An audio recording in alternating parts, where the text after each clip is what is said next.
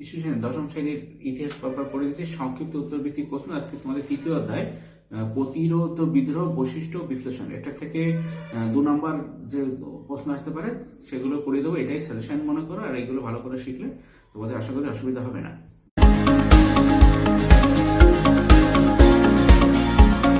দেখো, প্রথমে ডেইট্রিক ব্রান্ডিস কে ছিলেন?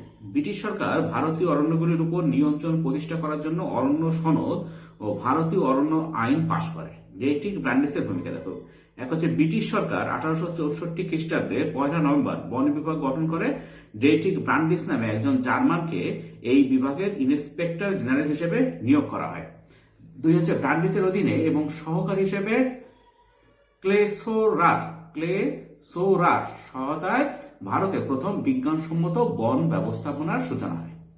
এবার কি হয়, যখন এই বিজ্ঞানসম্মত বন ব্যবস্থাপনা সূচনা হয়, তারা বনের গুরুত্বটা বোঝে, তখন ওদের কাঠের স্লিপারের দরকার, তাহলে আস্তে আস্তে ওরা বনটা দখল করার চেষ্টা করে। তার জন্য বিভিন্ন রকম কিছু শুরু হয়। তার জন্য দেখো 2 নম্বর প্রশ্ন, কবে দ্বিতীয় ভারতীয় অরণ্য আইন পাশ হয়? এই আইনের দ্বারা কি পদক্ষেপ নেওয়া হয়?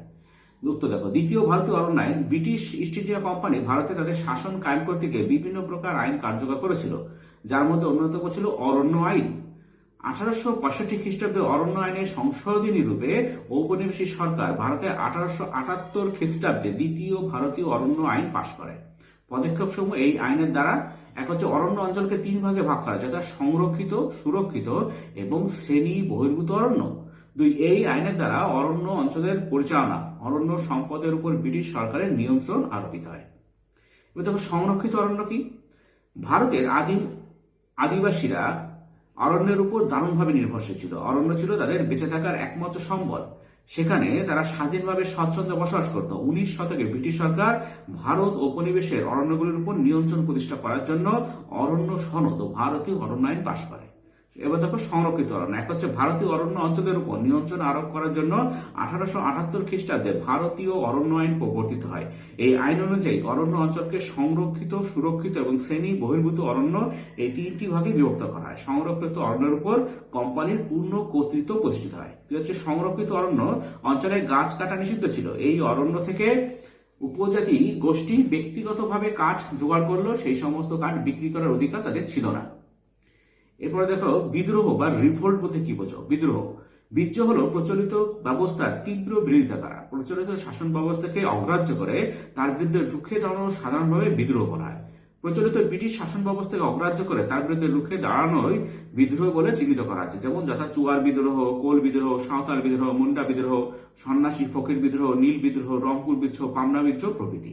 আর অভ্যুত্থান বলতে কি বোঝায়? অভ্যুত্থান বলতে বোঝায় প্রচলিত শাসন ব্যবস্থা বা শক্তির বিরুদ্ধে কোন নতুন শক্তির উত্থানকে। অভ্যুত্থানকে এক অর্থে বিদ্রোহ বলা যেতে পারে। শাসকের বিরুদ্ধে জনগণের বিদ্রোহ বা উত্থান হলে তাকে গণ অভ্যুত্থান বলা হয়। আবার ঔপনিবেশিক শক্তির বিরুদ্ধে জনগণের বিদ্রোহকে জাতীয় অভ্যুত্থান বলা হয়। আবার বিপ্লব বলতে কি বোঝো? বিপ্লব বলতে বোঝায় কোন প্রচলিত ব্যবস্থার অতি দ্রুত ও কার্যকরী পরিবর্তন। যখন কোনো দেশে পুরাতন তন্ত্রের অবসান ঘটিয়ে সামাজিক, অর্থনৈতিক, রাজনৈতিক ক্ষেত্রে এমনকি চিন্তার জগতে ব্যাপক ও সর্বাত্মক পরিবর্তন ঘটে, তখন তাকে বিপ্লব বলে। যেমন ফরাসি বিপ্লব। এরপরে প্রশ্ন দেখো, কুদেতা, কুপ, DETA, এটা তোমাকে কুদেতা কাকে বলে? কুদেতা বা কুপ, DETA বলতে বোঝায় a sudden violent and illegal overthrow of a government specially by military force. বাংলায় একে সামরিক অভ্যুত্থানও বলে। এই জাতীয় ঘটনাকে কখনো কখনো প্রাসাদ বিপ্লবও বলা হয়, তবে একে প্রকৃত বিপ্লবের মর্যাদা দেওয়া যায় না। এবার দেখো, চুয়ার কারা অথবা কোন বিদ্রোহ চুয়ার বিদ্রোহ নামে পরিচিত? চুয়ার ব্রিটিশ ইস্ট ইন্ডিয়া কোম্পানির আমলে মেদিনীপুর, বাঁকুড়া, পুরুলিয়া, ধলবুম ও বর্তমান ঘাটশিলা অঞ্চল নিয়ে জঙ্গলমহল অবস্থিত ছিল। এই জঙ্গলমহলের অধিকাংশ কৃষিজীবীদের ইংরেজ সমর্থকরা চুয়ার বলে অভিহিত করত। চুয়ার বিদ্রোহ। এক হচ্ছে ইস্ট ইন্ডিয়া কোম্পানি এই জঙ্গলমহল অঞ্চলে রাজস্ব বৃদ্ধি করলে চুয়াররা বিদ্রোহ ঘোষণা করে, এটি চুয়ার বিদ্রোহ নামে পরিচিত। 2, ঘাটশিলা জমিদার জগন্নাথ সিংহ ধলের নেতৃত্বে 1768 খ্রিস্টাব্দে এই বিদ্রোহ শুরু হয়। 32 বছর ধরে এই বিদ্রোহ চলেছিল। পরে প্রশ্ন দেখো, পাইক কাদের বলা হয় বা পাইকান জমি কি? পাইক চুয়াররা মূলত মেদিনীপুর, বাঁকুড়া ও ধলভূম অঞ্চল নিয়ে গঠিত দক্ষিণ পশ্চিম বাংলার জঙ্গলমহল বনাঞ্চলের অধিবাসী। কৃষিকাজ ও পশু শিকারের পাশাপাশি এরা স্থানীয় জমিদারদের অধীনে সৈনিক বা পাইকের কাজ করত বলে এদের পাইক বলা হতো। পাইকান জমিদারদের অধীনে যারা সৈনিকের কাজ বা পাইক বরকন্দাজের কাজ করত, তাদেরকে যে জমিদারেরা নিঃশুল্কে ভোগ দখলের জন্য দিতেন, সেই জমিগুলোকে বলা হতো পাইকান জমি। চুয়ার বীচের কারণ কি ছিল? ব্রিটিশ ইন্ডিয়া কোম্পানির আমলে 1798-99 খ্রিস্টাব্দে মেদিনীপুর এলাকায় চুয়ার বিদ্রোহ হয়েছিল। কারণ এক হচ্ছে উচ্চ হারে রাজস্ব আদায়, দুই সূর্যাস্ত আইন। উচ্চ হারে রাজস্ব আদায় কি? ইস্ট ইন্ডিয়া কোম্পানি মেদিনীপুর এলাকায় রাজস্ব আদায়ের অধিকার লাভ করার পর উচ্চ হারে রাজস্ব আদায় করতে শুরু করে। এর ফলে এই অঞ্চলের জমিদার ও কৃষকেরা ক্ষুব্ধ হয়। সূর্যাস্ত আইন 1793 খ্রিস্টাব্দে চিরস্থায়ী বন্দোবস্তের ফলস্বরূপ প্রবর্তিত সূর্যাস্ত আইনের প্রয়োগের দ্বারা অনেক জমিদারের জমিদারি হাতছাড়া হয়েছিল। এর ফলে তারা বিদ্রোহ করেছিল। এরপরে প্রশ্ন দেখো, কোল বিদ্রোহ 1831 থেকে 32 খ্রিস্টাব্দের কারণ কি? ছোটনাগপুর অঞ্চলে কোলরা 1831 থেকে 32 খ্রিস্টাব্দে জমিদার মহাজন ও অত্যাচারী ইংরেজ কর্মচারীদের বিরুদ্ধে বিদ্রোহ ঘোষণা করে। বিদ্রোহের কারণ হচ্ছে অতিরিক্ত রাজস্ব আদায় এবং কোলদের উপর ব্রিটিশ আইনের প্রয়োগ। এক হচ্ছে অতিরিক্ত রাজস্ব আদায়। দেখো, ছোটনাগপুর অঞ্চলের ইজারাদাররা অত্যাধিক হারে রাজস্ব আদায় করত, তারা কোলদের উপর অত্যাচার করত এবং তাদের সর্বস্ব কেড়ে নিত। কোলদের উপর ব্রিটিশ আইনের প্রয়োগ। ব্রিটিশ সরকার কোলদের উপর ব্রিটিশ শাসন, বিচার ও রাজস্ব সংক্রান্ত আইন কানুন প্রবর্তন করে। এর ফলে কোলদের সমাজ ব্যবস্থা বিপর্যস্ত হয় এবং তারা ক্ষুব্ধ হয়। দেখো, কোল বিদ্রোহের দুটি গুরুত্ব লেখো। কোল বিদ্রোহের গুরুত্ব দেখো। কোল বিদ্রোহের দুটি গুরুত্ব হলো, এক হচ্ছে কোল বিদ্রোহের শেষে সরকার ছোটনাগপুর অঞ্চলকে পৃথক সীমান্ত রাজ্য বলে ঘোষণা করে এবং সেখানে প্রশাসনিক ব্যবস্থা গড়ে তোলে। দুই, কোল অধ্যুষিত অঞ্চলে জমি জরিপ করে ভূমি বন্দোবস্ত করা হয়। এরপর দেখো, দামিনী কোহ কি? দামিনী কোহ কথার অর্থ হলো পাহাড়ের প্রান্তদেশ। সাঁওতালরা বিভিন্ন কারণে নিজেদের এলাকা ছেড়ে রাজমহল পাহাড়ের প্রান্তদেশে বসবাস শুরু করেছিল। তারা বহু পরিশ্রম করে এখানের জঙ্গল পরিষ্কার করে চাষযোগ্য ও বাঁশযোগ্য জমি তৈরি করেছিল। সাঁওতালদের এই নতুন অঞ্চলকেই বলা হয় দামিনী কোহ। দেখো, সাঁওতাল বিদ্রোহের কারণ কি? দামিনী কোহ বলে পরিচিত রাজমহল পাহাড় সংলগ্ন এলাকার সাঁওতালরা 1855 খ্রিস্টাব্দে জমিদার মহাজন ও ব্রিটিশ সরকারের বিরুদ্ধে বিদ্রোহ ঘোষণা করে। কারণ এক হচ্ছে অত্যাধিকারে রাজস্ব আদায়। সাঁওতালদের এলাকায় 18 বছরের মধ্যে 10 গুণ রাজস্ব বৃদ্ধি করা হয়েছিল। অতিরিক্ত রাজস্ব আদায় করার জন্য সাঁওতালরা ক্রুদ্ধ হয়েছিল। দুই হচ্ছে মহাজনদের শোষণ। মহাজনরা সাঁওতালদের ঋণ দিয়ে 50 থেকে 500% পর্যন্ত সুদ আদায় করত। অতিরিক্ত সুদ ও নানা রকম ভাবে শোষণের ফলে সাঁওতালরা বিদ্রোহী ওঠে। এছাড়া বহিরাগত ব্যবসায়ীদের প্রতারণা, রেলকর্মী ও ঠিকাদারদের অত্যাচার, খ্রিস্টান মিশনারিদের দ্বারা সাঁওতালদের ধর্মান্তরিত করণের প্রচেষ্টা সাঁওতাল বিদ্রোহকে ত্বরান্বিত করেছিল। কেনারাম ও বেচারাম কি? উত্তর হচ্ছে, দামিনী কোহ অঞ্চলে বহিরাগত ব্যবসায়ীরা দুই ধরনের বাটকারা ব্যবহার করত। এক হচ্ছে কেনারাম, আর হচ্ছে বেচারাম। ব্যবসায়ীরা যখন সাঁওতালদের কাছ থেকে কৃষি পণ্য কিনত তখন বেশি ওজনের বাটকারা ব্যবহার করত। এই বেশি ওজনের বাটকারা কেনারাম নামে পরিচিত ছিল। দুই হচ্ছে বেচারাম। আবার ব্যবসায়ীরা যখন সাঁওতালদের লবণ, চিনি প্রভৃতি পণ্য বিক্রয় করত তখন কম ওজনের বাটকারা ব্যবহার করত। এই কম ওজনের বাটকারাকে বলা হতো বেচারাম। দেখো, ভগ্নাডিহির মাঠ স্মরণীয় কেন? দামিনী কোহ বলে পরিচিত রাজমহল পাহাড় সংলগ্ন এলাকার সাঁওতালরা 1855 খ্রিস্টাব্দে জমিদার মহাজন ও ব্রিটিশ সরকারের বিরুদ্ধে বিদ্রোহ ঘোষণা করে, যা সাঁওতাল বিদ্রোহ নামে পরিচিত। ভগ্নাডিহি মাঠের ভূমিকা দেখো। সাঁওতালরা মহাজন, জমিদার ও সরকারি কর্মচারীদের মিলিত শোষণ ও অত্যাচারে বিক্ষুব্ধ হয়ে 1855 খ্রিস্টাব্দে বিদ্রোহ ঘোষণা করে। 1855 খ্রিস্টাব্দের 30শে জুন ভগ্নাডিহির মাঠে 10,000 সাঁওতাল সমবেত হয়ে সিধু ও কানুর নেতৃত্বে স্বাধীন সাঁওতাল রাজ্য প্রতিষ্ঠার কথা ঘোষণা করে। প্রকৃতপক্ষে ভগ্নাডিহির মাঠ থেকে সাঁওতালরা ব্রিটিশ সরকারের বিরুদ্ধে যুদ্ধ ঘোষণা করে। তাই সাঁওতাল বিদ্রোহের ইতিহাসে ভগ্নাডিহির মাঠ বিশেষভাবে স্মরণীয়।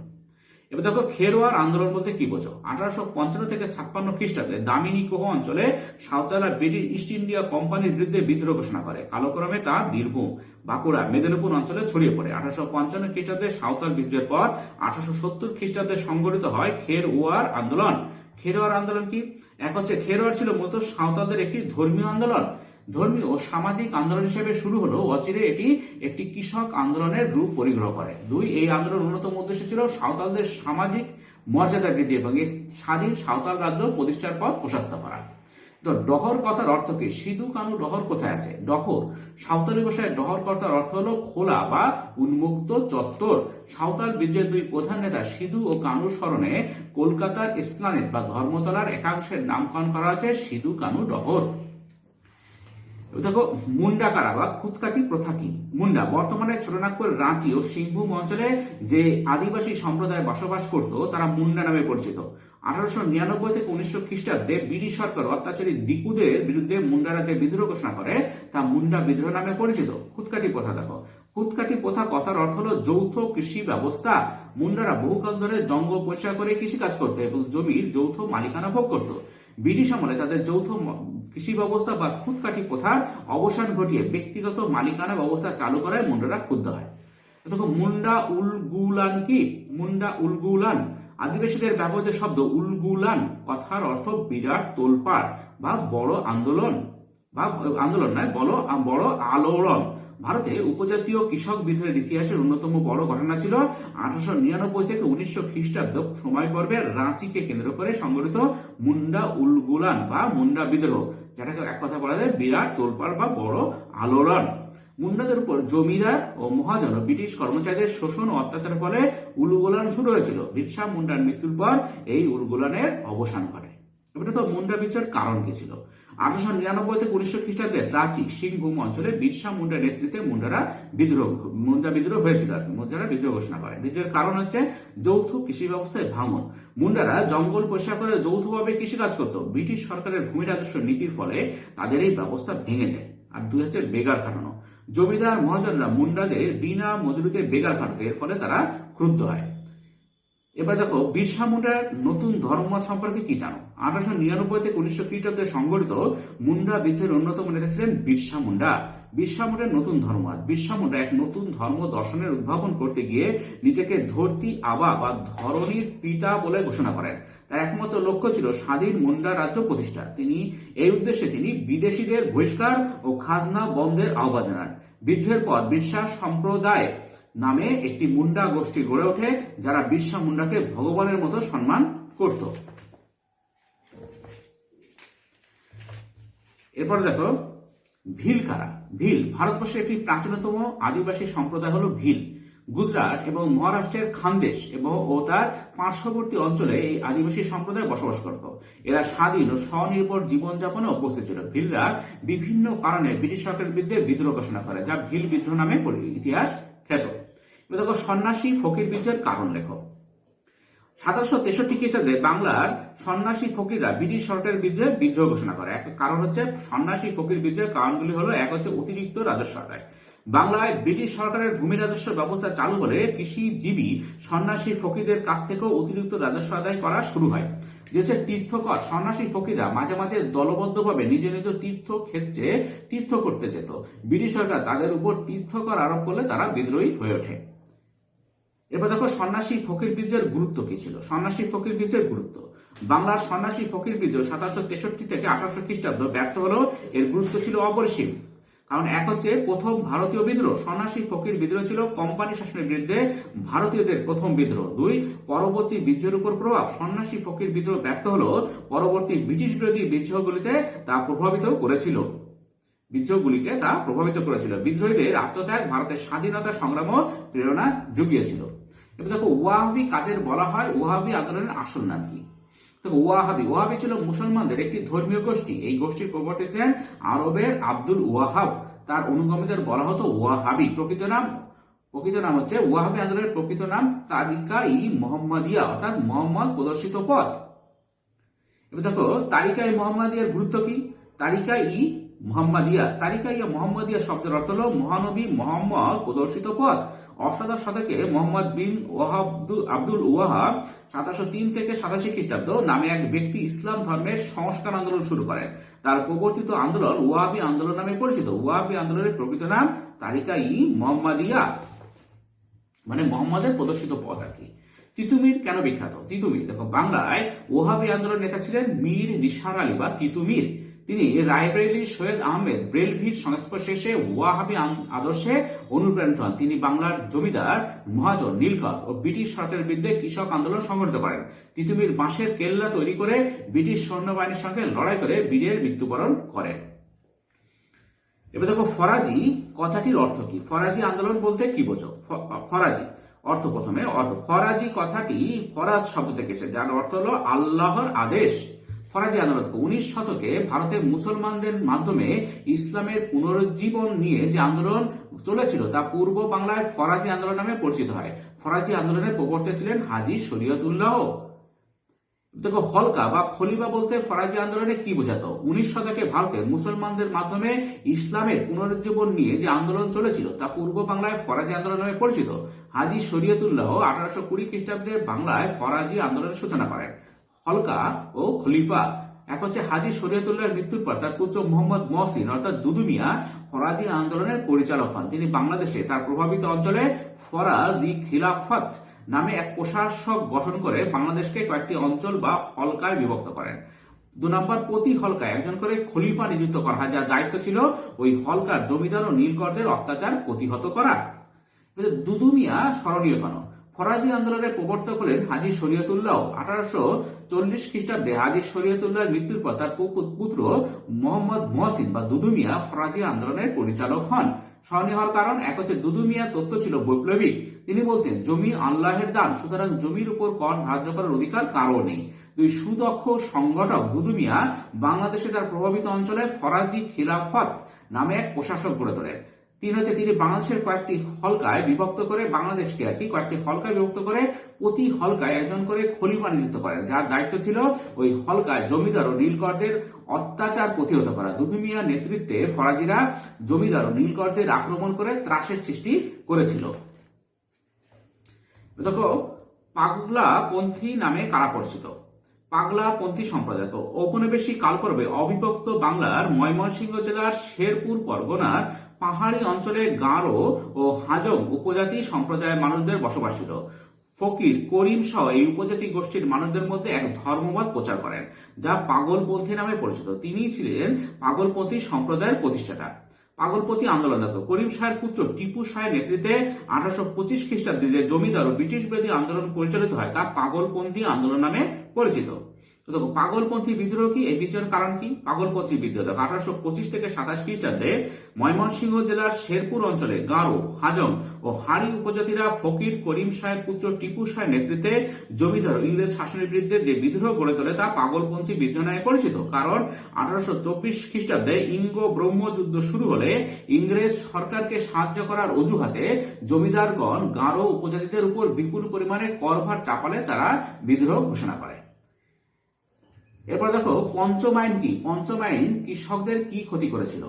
উত্তর দেখো নীলকর সাহেবরা নানাভাবে নীল চাষীদের অত্যাচার করে নীল চাষ করতে বাধ্য করত, দাদন বা অগ্রিম অর্থ দিয়ে এবং আরো বিভিন্ন পদ্ধতিতে জোর করে তাদের নীল চাষে বাধ্য করত। পঞ্চম আইন দেখো লর্ড উইলিয়াম বেন্টিং 1830 খ্রিস্টাব্দে পঞ্চম আইন পাশ করেন। এই আইনের বলা হয় যে কোনো চাষি দাদন নিয়ে নীল চাষ না করলে তাকে গ্রেপ্তার করা হবে এবং তার সম্পত্তি বাজেয়াপ্ত করা হবে। কৃষকদের উপর পঞ্চম আইনের প্রভাব, পঞ্চম আইনকে ব্যবহার করে নীলকর সাহেবরা নানাভাবে নীল চাষীদের নিপীড়ন করত। অত্যাচারিত নীল চাষীরা আদালতে গিয়েও সুবিচার পেত না। প্রকৃতপক্ষে এই আইন ছিল নীলকরদের স্বার্থ রাখার জন্য, চাষীদের জন্য নয়। তো নীল বিদ্রোহ বলতে কি বোঝায়? নীল বিদ্রোহ ব্রিটিশ নীলকর সাহেবরা ভারতে কৃষকদের জোর করে নীল চাষ করাতো। নীল চাষ করার ফলে চাষীদের খাদ্যাভাব ও অর্থাভাব সৃষ্টি হয়। এরপরে চাষীরা সংঘবদ্ধভাবে নীল চাষ না করার জন্য যে আন্দোলন করে তার নীল বিদ্রোহ নাম বলা হয়। 1859 থেকে 60 খ্রিস্টাব্দে বাংলায় নীল বিদ্রোহ হয়। তো নীল বিদ্রোহের কারণ কি ছিল?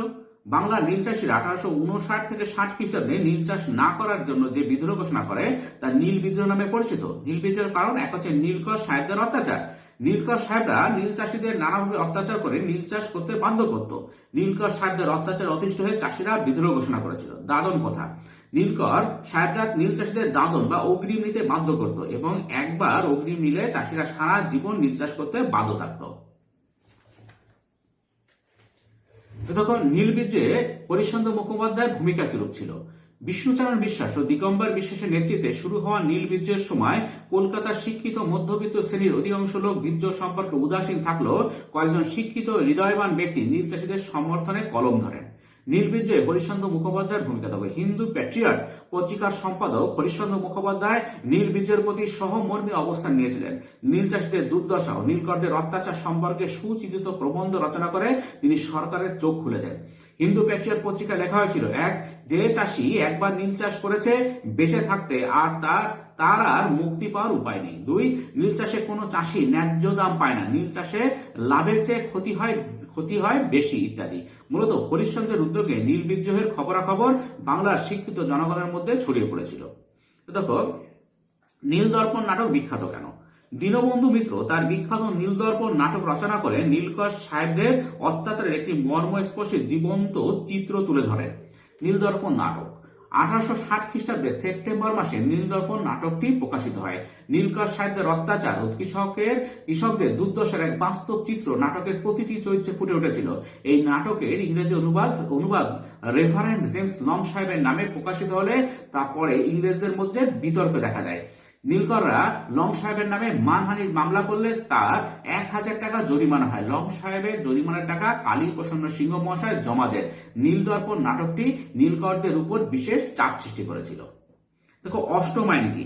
নীল বিদ্রোহের তীব্রতায় নীল চাষীদের অভাব অভিযোগ ও নীল চাষ সম্পর্কে অনুসন্ধানের জন্য ব্রিটিশ সরকার 1860 খ্রিস্টাব্দে নীল কমিশন গঠন করে। এই কমিশন তার প্রতিবেদনে জানায় যে নীলকর সাহেবরা চাষীদের ইচ্ছার বিরুদ্ধে তাদের নিয়ে নীল চাষ করাতে পারবে না। অষ্টম আইন এক হচ্ছে 1860 খ্রিস্টাব্দে অষ্টম আইন পাশ করে নীল চুক্তি আইন রদ করা হয়। দুই, অষ্টম আইন পাশের ফলে নীলকর সাহেবদের অত্যাচার থেকে চাষিরা রেহাই পায়। এই আইনে নীল চাষকে চাষীদের ইচ্ছাধীন বলে ঘোষণা করা হয়। এরপর দেখো, ভারতে সংগঠিত কৃষক বিদ্রোহের ফলাফল সম্পর্কে দেখো। কৃষক বিদ্রোহের ফলাফল ব্রিটিশ ইস্ট ইন্ডিয়া কোম্পানির আমলে 1763 খ্রিস্টাব্দ থেকে ভারতে অসংখ্য কৃষক বিদ্রোহ সংগঠিত হয়েছিল। এই কৃষক বিদ্রোহগুলির ফলাফল হিসেবে বলা যায়, এক হচ্ছে বিদ্রোহের কারণ অনুসন্ধান ও প্রতিকার। দেখো, ব্রিটিশ সরকার বিদ্রোহের কারণ অনুসন্ধানে বাধ্য হয়, অনেক ক্ষেত্রে বিদ্রোহের কারণগুলি দূরীভূত করার চেষ্টা করে বিভিন্ন প্রতিকারমূলক আইন পাশ করে। দুই, পরবর্তী বিদ্রোহকে উৎসাহ দেন। কৃষক বিদ্রোহগুলি ভারতের ব্রিটিশ শাসনের ভিত কাটিয়ে দিয়েছিল। ঐতিহাসিকগণ এই বিদ্রোহগুলিকে পরবর্তী যুগান্তকারী বিদ্রোহগুলির অগ্রদূত বলে অভিহিত করেছেন। আজকে পর্যন্ত, পরের ভিডিও দেখা হবে। Thank you very much for watching.